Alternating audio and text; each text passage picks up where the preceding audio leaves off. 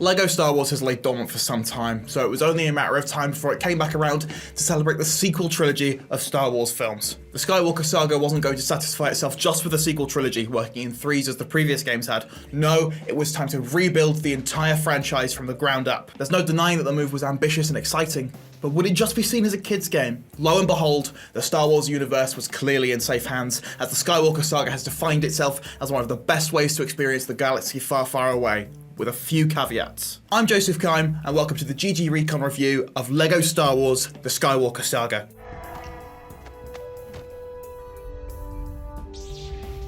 Rather than opt for a hub world with different chapters of each film, the Skywalker Saga adopts a more linear approach to storytelling, letting players start from their trilogy of choice. The narrative has interconnecting segments in the game's open world that let you loose if you choose to chat to some droids or explore the galaxy between story missions. It's a refreshing approach to the LEGO Star Wars framework that keeps it from stagnating for the length of the game. But when you really dig into the levels themselves, it's a little bit more hit or miss. Naturally, there was always bound to be some levels that beat others for quality, but sadly, the difference can be pretty stark in some places. Pod racing, easily one of the most video gamey parts of Star Wars, just falls flat, and one level in Attack of the Clones sees you simply dashing around Coruscant delivering messages as some sort of political correspondent.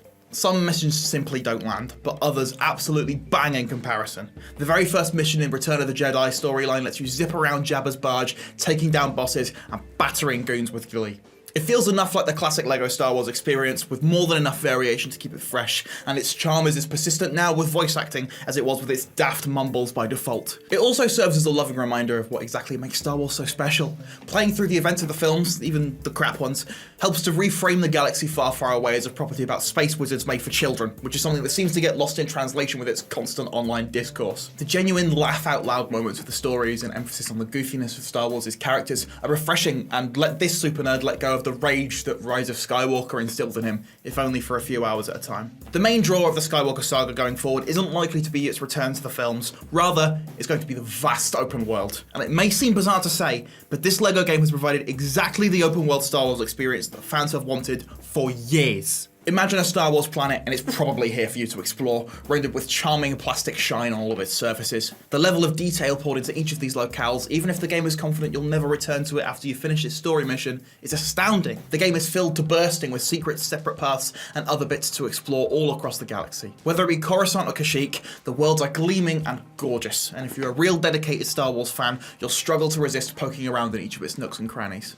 The world offers plenty to do, with missions and secrets in abundance all across the galaxy. Rewarding the player with new characters and Kyber bricks for completing side missions keeps up the incentive to poke around the worlds and all they have to offer, and it makes the game the ultimate sandbox, especially when most of the characters have their own voice acting and animation quirks instead of following the same template and being a carbon copy of one another. There are an astounding amount of LEGO Star Wars The Skywalker Saga characters, ranging from core Jedi to the most bizarre offshoots of Jabba's palace and beyond. The possibilities really are limitless, and if you ever wanted to see how Sai Snootles or Claude can handle the sweltering climbs of Mustafar, you finally have your chance.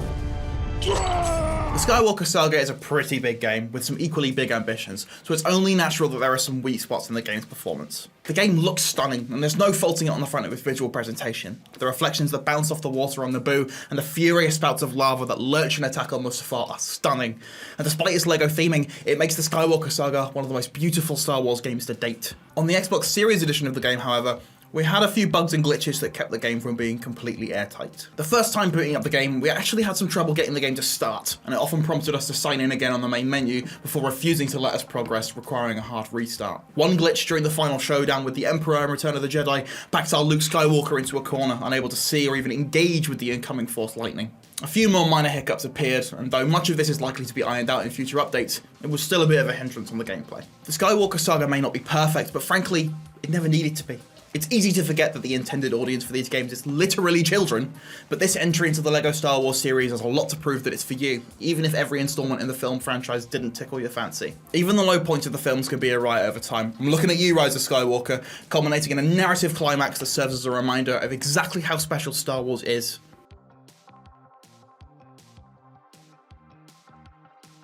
With a post-game this rich and a roster of characters this bizarre, LEGO Star Wars The Skywalker Saga is the galactic sandbox we've been waiting for. Quirks aside, this game is one that TT Games were always destined to make, and the benchmark for each of their titles going forward. And if the rumoured LEGO Doctor Who game is actually in the works and will be following suit, we needn't worry. because we know it's going to be in safe hands. And that's why we're giving the game an 8 out of 10. What did you think of the Skywalker Saga? Let us know in the comments down below, and make sure that you subscribe to the GGRecon YouTube channel for more videos like this.